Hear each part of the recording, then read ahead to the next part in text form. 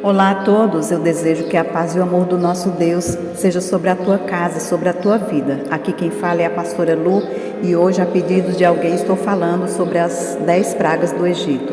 O Êxodo afirma que o novo faraó tinha surgido, que não conhecia a José ou mesmo não lhe interessava saber de sua história e do grande livramento que Deus havia providenciado por meio dele. E se os egípcios haviam esquecido, Deus, ao contrário, se lembrava de sua promessa que havia feito aos patriarcas. A primeira praga, águas do rio tornam-se em sangue. E Moisés e Arão fizeram assim como o Senhor tinha mandado. E Arão levantou a vara e feriu as águas que estavam no rio diante dos olhos de Faraó e diante dos olhos de seus servos. E todas as águas do rio se tornaram em sangue. Tal praga resultou na morte de peixes e foi, portanto, também um duro golpe contra Faraó e contra a religião egípcia, que venerava algumas espécies de peixes. Deus mostrou que essa divindade nada poderia fazer para impedir essa praga. Essa praga não afetou o povo de Israel. Os egípcios tentavam beber da mesma fonte, porém, os israelitas, a água estava limpa para eles e para os egípcios era sangue. Então eles tentavam beber do mesmo jarro dos israelitas, mas quando iam beber, aconteceu um milagre. A água virava sangue. Aí há uma lição para todos, porque a palavra diz que ai daquele que tocar no ungido de Deus. Lá no livro de Êxodo, capítulo 1, 22, fala: então ordenou Faraó a todo o seu povo, dizendo: a todos os filhos que nascerem lançareis no rio, mas todas as filhas guardareis com vida. Deus também trazia punição por causa do sangue e da morte dos bebês israelitas que foram lançados no Nilo, por ordem de Faraó, quando do nascimento de Moisés. A segunda praga, a praga das rãs. As rãs eram animais sagrados para os egípcios e um de seus ídolos, a deusa Hequete, tinha cabeça de rã. Todos os que queriam a fertilidade adoravam essa divindade. O Senhor mandava a mensagem de que a adoração dos deuses do Nilo e do Egito, ou qualquer que seja, é imundícia. Só produz imundícia espiritual, e as rãs e os animais imundos morreram, e grande foi o mau cheiro de sua imundícia. Êxodo 8,14 diz: e ajuntaram-nas em montões, e a terra cheirou mal. É assim que a adoração aos deuses desse século chegam diante de Deus, gera morte espiritual e exala um mau cheiro da sua podridão, bem diferente da adoração ao verdadeiro e único Deus, que chega a ele como um cheiro suave. A terceira praga dos piolhos. Na terceira praga, Arão estendeu a mão com o seu bordão e feriu o pó da terra, que se tornou em piolhos, que infestaram nos homens e no gado e por toda a terra do Egito. Os magos egípcios tentaram reproduzir tal feito, mas reconheceram a sua impotência e disseram: isso é dedo de Deus. Atribuía-se ao deus Thor a criação do conhecimento da sabedoria, da arte e da magia, mas nem mesmo essa divindade pôde ajudar os magos a imitar a terceira praga, ou seja, Deus é Deus e tem todo o poder sobre tudo e todos. A quarta praga, um enxame de moscas. Consistia em enxames de moscas que infestariam todo o Egito. Enquanto as casas dos egípcios eram infestadas pelos enxames de moscas, os israelitas na terra de Gósen não foram atingidos. Mais uma vez, a falsa religião egípcia é derrotada. Os egípcios tinham um deus chamado Belzebu, que na crença deles era poderoso para afugentar mosca, e Ptah, o criador do universo. Enxames de moscas cobriam a terra do Egito, importunando Faraó e seu povo. Sacerdotes e magos egípcios clamavam a Belzebu e a Ptah, mas nada puderam fazer. Mas, uma vez, deuses pagãos eram desmoralizados. Os egípcios adoravam as formas e as forças da natureza de seus deuses. Eram híbridos, metade humanos, metade animais, como no caso de Horus, corpo de homem e cabeça de falcão, e Anubis, corpo de homem e cabeça de chacal. Eles adoravam esses animais e representavam em suas pinturas e esculturas, como no caso da grande esfinge egípcia, um leão com a cabeça de um homem, porém nenhum deles pôde socorrê-los. A quinta praga, a pestilência sobre os animais. Eis que a mão do Senhor será sobre teu gado que está no campo, sobre os cavalos, sobre os jumentos, sobre os camelos, sobre os bois e sobre as ovelhas, com pestilência gravíssima. Novamente há uma linha de separação entre os hebreus e os egípcios. Do rebanho de Israel, nenhum animal foi atingido, enquanto todo o rebanho dos egípcios morreu. Esta praga certamente atingiu a crença em divindades muito populares no Egito, no antigo Egito. Apis, deus sagrado de Mênfis, na fertilidade dos rebanhos, Hathor, deusa vaca, deusa celestial. O culto aos ídolos era de tal magnitude no Egito que eles adoravam os animais como deuses. Havia também a deusa Hathor, cuja representação era feita por meio da figura de uma vaca. Além do que esses animais também representavam a força econômica do Egito. Com o envio da pestilência sobre o povo, sobre o gado egípcio, Deus estava castigando a economia egípcia, mas para os gados dos israelitas havia proteção providenciada por Deus, que não abandona aqueles que o obedecem. Lembre-se, pode se levantar toda a fúria contra você, porém o Deus Todo-Poderoso traz proteção e paz para você. Sexta praga, sarnas e úlceras. E eles tomaram a cinza do forno e puseram-se diante de Faraó, e Moisés a espalhou para o céu e tornou-se em sarna, que arrebentava em úlceras nos homens e gado.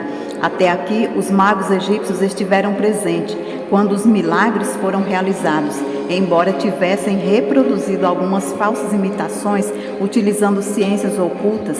Nesta ocasião a praga caiu sobre eles com tamanha severidade que não podiam continuar com o rei, e em vez disso fugiram para suas casas em busca de proteção e tratamento. Novamente houve clara distinção entre os egípcios e os hebreus. Nenhum poder mágico ou sobrenatural pôde protegê-los. É uma praga que parece ilustrar a forma progressiva com que o pecado se manifesta na vida do homem. Começa como se fosse uma sarna, uma pequena coceira que vai se agravando. Aí o indivíduo, na fase da negação da doença, tenta se iludir a si mesmo, dizendo: é só uma coceirinha, só um vermelhidão. Ele acha que está no controle da situação e não reconhece que o pecado é algo que não se controla, que é totalmente o contrário, como afirmou Jesus. Em verdade vos digo, que todo aquele que comete pecado é servo do pecado. O próprio Jesus afirmou isso. Você que comete pecado, você está sendo servo do pecado. E ela vai ferindo os tecidos do corpo como vermelhidão, inchaço e bolhas que logo se arrebentam e se tornam em úlceras, em feridas. E quando o indivíduo percebe seu estado final, vê que lembra muito ao de um leproso. E a Bíblia faz muitas comparações entre a lepra e o pecado. Muitos estão como os egípcios, que possuíam status, poder, riquezas, mas não possuíam a Deus. E vão gradualmente se enchendo de úlceras e de dor causadas pelo pecado. Como a riqueza e o poder parecem bons aos nossos olhos, assim é o pecado. Não que a riqueza não seja boa, mas digo o pecado. O pecado, sim, é mau aos olhos do Senhor. É atraente, mas pode ter consequências doloridas. Pode deixar feridas, úlceras no corpo e ainda úlceras que são mais difíceis de se tratar, pois são feridas que muitas vezes se dão ao nível da alma, causando assim ao indivíduo um grande prejuízo, podendo levar ao inferno. A sétima praga, gelo e fogo. Moisés estendeu a sua vara para o céu, e o Senhor deu trovões e saraiva, e o fogo corria pela terra. E o Senhor fez chover saraiva sobre a terra do Egito, e saraiva feriu em toda a terra do Egito tudo quanto havia no campo, desde homens até os animais. Também a saraiva feriu toda a erva do campo e quebrou todas as árvores do campo. A religião cultuava a água e o fogo. Porém, eles viram que essas conexões esclarecem o entendimento da sétima praga. Deus vem provar que esses elementos são meras forças da natureza e que Ele é o Senhor, único Deus, e que tem todo o controle sobre elas. Deus demonstrava a sua soberania sobre a natureza, sobre a terra e sobre os homens. Ele é Adonai, Ele tem o poder de destruir e tem o poder de preservar. Se o homem humano pecar e ignorar a sua palavra, Deus pode trazer julgamento sobre ele. Mas se temermos e obedecermos a sua palavra, nós seremos poupados. A 8ª praga, uma nuvem de gafanhotos. Porque se ainda recusares deixar ir o meu povo, eis que trarei amanhã gafanhotos aos seus termos, e cobrirão a face da terra, de modo que não se poderá ver a terra, e eles comerão o restante que escapou, e o que ficou da saraiva. Também comerão toda árvore que vos cresce do campo. Nenhum dos seus deuses vieram socorrê-los e se mostraram totalmente sem valor. O juízo divino cada vez mais se intensificava. Deus já enviando estas mensagens a Faraó, que fingia ter se arrependido, achava que estava enganando a Moisés e ao próprio Deus. Mal sabia ele que ninguém pode enganar ao Senhor. O homem é quem se engana a si mesmo. 9ª praga, densas trevas. Então disse o Senhor a Moisés: estende a tua mão para o céu, e virão trevas sobre a terra do Egito, trevas que se apalpem. E Moisés estendeu sua mão para o céu, e houve trevas espessas em toda a terra do Egito por 3 dias. O Egito ficou em trevas tão densas que não era possível enxergar as pessoas, e essa escuridão se estendeu por 3 dias, mas na casa dos hebreus havia luz. Conta a história que muitas vezes os escravos hebreus eram colocados de castigos em poços fundos e escuros, e isso lhes causava pânico e medo. E essa praga, os egípcios passaram por medo e pânico também. Tentaram escurecer a alma deste povo, porém Deus mostra aqui que Ele tem todo o poder, e aquele que vive com Deus anda na luz, porém quem não vive com Deus anda em densas trevas. A 10ª praga sobre a morte dos primogênitos. Disse mais a Moisés: assim o Senhor tem dito, à meia-noite eu sairei pelo meio do Egito, e todo primogênito na terra do Egito morrerá, desde o primogênito de Faraó, que haveria de assentar-se sobre o seu trono, até o primogênito da serva que está detrás da mó, e todo o primogênito dos animais. Um juízo terrível estava para vir sobre Faraó e sobre todos os habitantes do Egito. Era a consequência da desobediência a Deus. A desobediência é pecado, e o pecado gera morte espiritual. Deus já havia advertido a Faraó por 9 vezes para que libertasse o seu povo. Porém, Faraó tinha endurecido o seu coração. Mas com essa última praga, Faraó resolve libertar o povo. Agora, passado cerca de 1 ano, desde a primeira praga, vem o cumprimento da lei da semeadura. Os egípcios tinham matado as crianças dos judeus, agora eles mesmos colhiam o que haviam plantado. A morte sobreveio à meia-noite, e Amon-Ra, representado como carneiro, e o próprio filho de Faraó foram incapazes de impedi-la. Um grande clamor de desespero ouviu-se por todo o Egito, de modo apavorante. Ao povo de Israel foram dados suprimentos abundantes para que pudessem partir.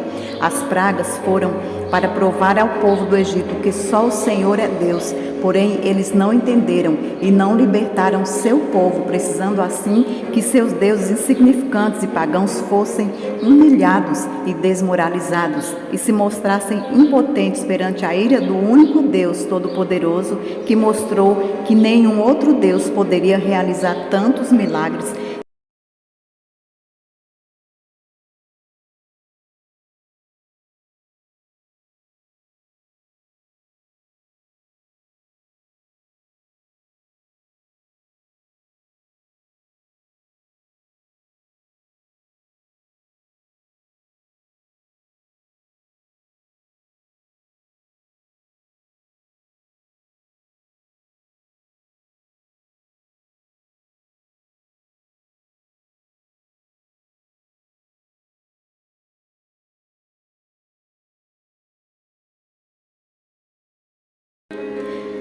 Há um só Deus, único e verdadeiro, e que pode realizar tantos milagres, e que enviou o seu Filho único para salvar toda a humanidade, todo aquele que crê, para que todo aquele que crê não pereça, mas tenha a vida eterna.